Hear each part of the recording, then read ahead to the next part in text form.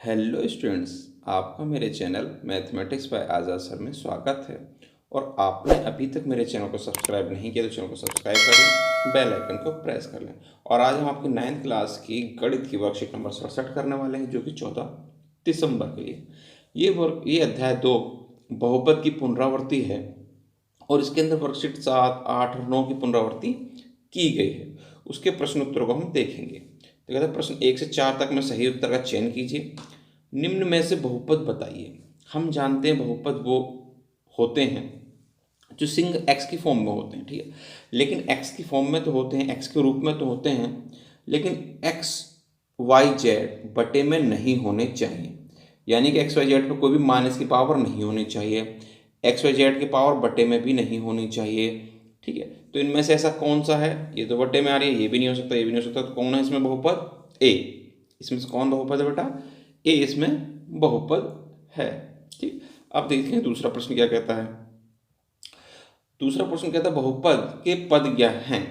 ये बहुपद आपको दे रखा है, इसके पद बताने। पद बेटा जो संख्या इनके अंदर होती हैं अलग अलग, जो प्लस माइनस से जुड़े हुए होते हैं नंबर हैं, वो आपके बहुपद होते हैं। जैसे कि आपका एक्स क्यूब एक हो गया, ठीक है, माइनस का 4x स्क्वायर दूसरा हो गया, माइनस का 3x प्लस का 2, ये आपके पद हैं। तो ऐसा कौन सा है बेटा इसमें?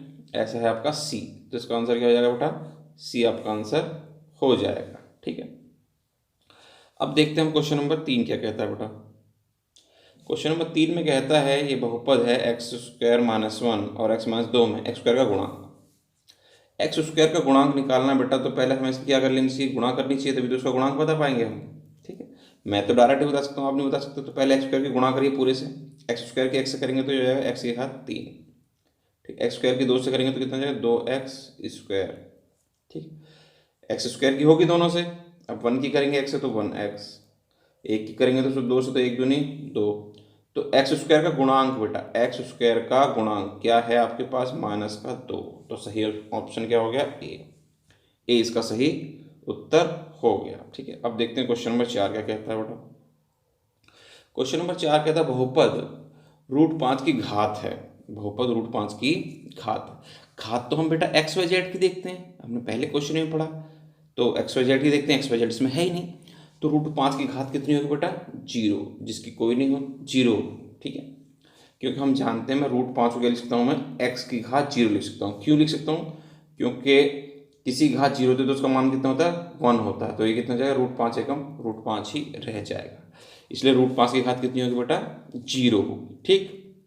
अच्छा जी, इसी के साथ बेटा हम यहीं पर ही आपका 5वां क्वेश्चन भी देखते हैं। तो देखिए 5वां क्वेश्चन क्या कहता है। कहता है एक्स स्क्वायर माइनस 2x के शून्य ज्ञात कीजिए। एक्स स्क्वायर माइनस 2x के शून्य। शून्य निकालने के लिए बेटा हम ब्रैकेट को 0 के बराबर रखते हैं। जिसके भी शून्य निकाल देते हैं उसको 0 के बराबर रखते हैं। क्या कॉमन ले सकता हूँ इसमें से? x कॉमन ले सकता हूँ। यहाँ बचा x और यहाँ क्या बचा? 2, ठीक है। दोनों ब्रैकेट किसके बराबर? 0 के। ये भी 0 के बराबर और ये भी 0 के बराबर। 2 उधर लेंगे का हो गया प्लस का, 2 उधर लेंगे तो का हो गया आपका प्लस का हो गया, और ये आपका 0 तो बेटा है ही। 2 बहुपद के 0 और 2, तो 0 और 2 किसके बहुपद है बेटा? डी के। तो आंसर क्या हो जाएगा आपका? डी हो जाएगा, ठीक है बेटा। अब देखते हैं क्वेश्चन नंबर 6 क्या कहता है। तो देखो प्रश्न नंबर 6 कहता है निम्न में सही या गलत लिखें। सिर्फ क्या लिखना है हमको? सही या गलत। प्रत्येक बहुपद एक समीकरण होता है। बहुपद बिल्कुल बेटा समीकरण तो होता ही होता है, समीकरण ही बनती है उसके, ठीक है, सही, ठीक है। प्रत्येक बहुपद द्विपद होता है। हर बहुपद में तो जरूर नहीं कि उसमें 2 ही पद हों, ये गलत बात है बेटा। कुछ द्विपद भी हो सकते हैं, त्रिपद भी हो सकते हैं, 4 पद भी हो सकते हैं, ठीक है। ये क्या हो गया आपका? गलत, ठीक है। आगे द्विपदी बहुपद की घात 5 भी हो सकती है, बिल्कुल हो सकते हैं। घात तो आप जितनी मर्जी लिख सकते हैं, पद ही तो 2 हैं, घात तो जितनी मर्जी हो सकती है। तो ये क्या हो जाएगा? सही। अब कहते हैं शून्यक बहुपद की घात अपरिभाषित होती है। कोई शून्यक घात बहुपद है तो उसकी घात तो आप कुछ भी लगा सकते हैं। शून्यक बहुपद की घात आप कुछ भी लगा सकते हैं, तो बहुपद ही नहीं है तो कुछ भी लिख सकते हैं, ठीक है। तो यहाँ पर भी क्या लिख सकते हैं आप?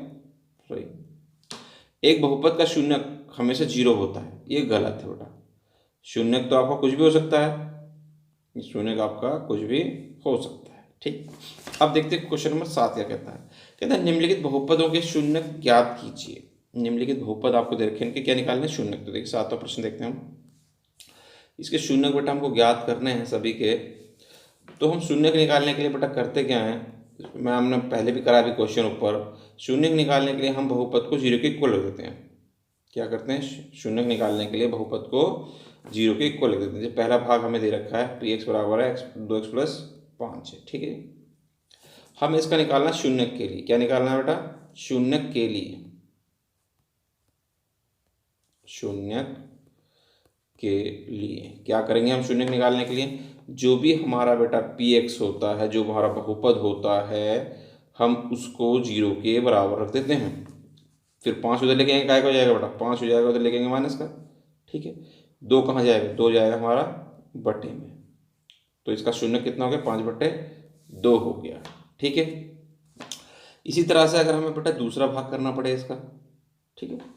दूसरा भाग क्या कहता है हमारा, आर एक्स आपको दिख रहा है, जो बहुपद दे रखा है मैंने बताया आपको, किसके इक्वल लिख देंगे हम, जीरो के बराबर लिख देते हैं। x² - 1 बहुपद जो है उसको जीरो के बराबर रख देते हैं। आप ये लाइन लिख देंगे शून्य के लिए, ठीक है। एक को उठा के उधर ले काय का हो गया बेटा, प्लस का स्क्वायर हटाएं क्या लग जाएगा, रूट, और रूट से बाहर कोई भी चीज़ आती है तो बेटा वो प्लस माइनस दोनों में आती है, ये बात ध्यान रखिएगा कि रूट से बाहर कोई भी चीज़ आएगी तो प्लस माइनस दोनों में आएगी। इस तरह से दूसरा भाग हो जाएगा। अगर तीसरे भाग की बात करें तो देखिए कैसे होगा, तो देखिए बेटा तीसरा भाग इसका, तीसरा भाग आपको दे रखा 5x - 4, ठीक है। क्या निकालना है आपको जी, शून्य को निकालना है, शून्य के लिए, शून्य के लिए क्या करते हैं हम, पी एक्स बराबर 0, ये हो गया आपका 5x - 4, ठीक है जी। 4 उठा कर ले का हो गया, प्लस का हो गया, फिर 5 कहाँ जाएगा बटे में, ये हो गया 4/5, गुणा वाली चीज़ कहाँ जाती है बेटा, भाग में, माइनस वाली प्लस में, तो ये आपका शून्य हो गया, ठीक है। चौथा भाग क्या कहता है बेटा, चौथा भाग है आपका पी एक्स बराबर है आपके पास 3x, ठीक है। हमें क्या निकालना, शून्य की निकालना है, तो शून्य के लिए क्या करते हैं बेटा, शून्य के लिए हम करते क्या हैं, अभी तक हम यही करते हैं। शून्य के लिए क्या करते हैं, पी एक्स को बराबर देते हैं किसके, जीरो के। पी एक्स कितना है बेटा, 3x बराबर देते हैं जीरो के। 3 कहाँ जाएगा बेटा, जीरो के बटे में, गुणा वाली चीज़ भाग में आती है, और जीरो की से गुणा करो या भाग करो क्या आता है, जीरो ही आता है। तो इस तरह से आपके चारों भाग हो गए बेटा सातवें क्वेश्चन के। अब हम देखते हैं क्वेश्चन नंबर 8 क्या कहता है। तो देखिए प्रश्न नंबर 8 बेटा, 8वें प्रश्न में आपको कहता है निम्नलिखित पर बहुपद 5x - 4x² + 3 के मान ज्ञात करने, जबकि पी एक्स आपको दे रखा है। कहता है x बराबर ये है तो बताइए, ये है तो ये बताइए, x बराबर -1 है तो बताइए, x बराबर 2 है तो बताइए।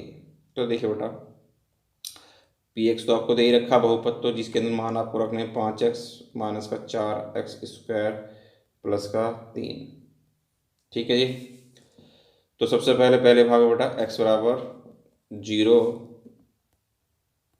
रखने पर, इसके लिए क्या रख दें, 0 रख दें सिर्फ,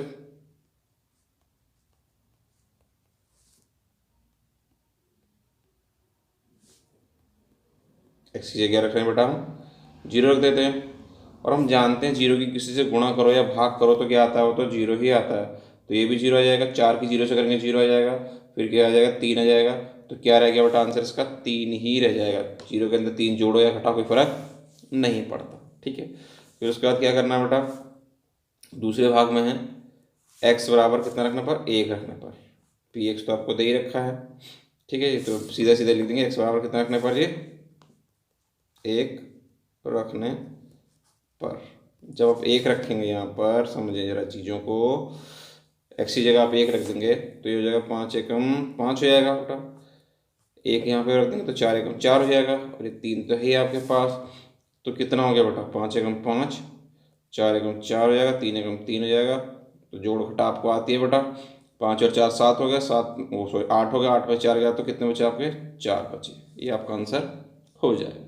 अब देखते हैं बेटा इसका थर्ड पार्ट क्या कहता है। थर्ड पार्ट देखिए बेटा, इसके थर्ड पार्ट में क्या है, तो देखिए बेटा इसका थर्ड पार्ट क्या कहता है हमसे,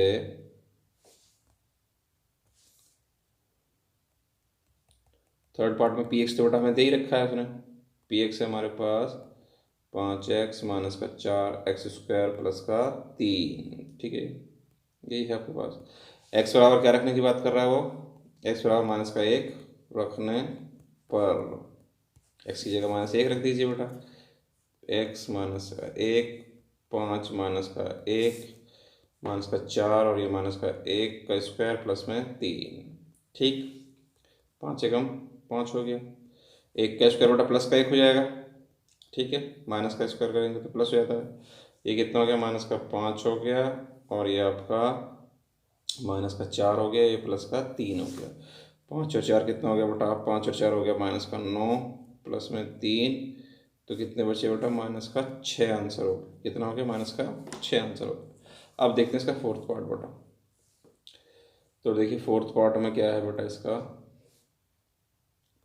पी एक्स तो आपको दे रखा है 5x माइनस का 4x स्क्वायर प्लस में 3। x बराबर कितना रखने पर, 2 रखने पर, क्या रखने पर, 2 ही रखना है बेटा चौथे भाग में हमको। तो जहाँ जहाँ x है वहाँ पे क्या रख देंगे, हम 2 रख देंगे।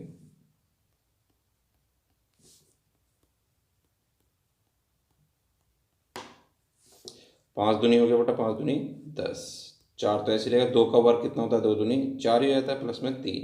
तो प्लस प्लस वाले जोड़ दीजिए, 4 और 10 कितना हो गया, 3 और 10 कितना हो गया 13 और 4 चौक कितना हो गया 16। कितने बचे बेटा, माइनस का 3 बचा। 16 में से 13 गया तो माइनस का 3। तो इस तरह से बेटा आपका क्वेश्चन नंबर 8 भी कंप्लीट हो गया और इस तरह से आपकी पूरी वर्कशीट के सभी क्वेश्चन पूरे हो चुके हैं, पुनरावृत्ति हो चुकी है। तो उम्मीद करते हैं बेटा आपको अच्छे से सुना होगी।